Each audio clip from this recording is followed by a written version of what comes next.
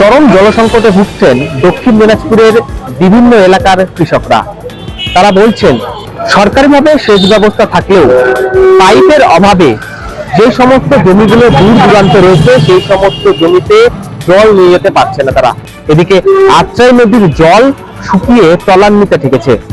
তারা চাইছেন দ্রুত এই সমস্যার সমাধান হোক। এ নিয়ে বালুরঘাটের বিডিওর কাছে লিখিত অভিযোগ দায়ের করেছেন প্রায় শতাধিক কৃষকরা।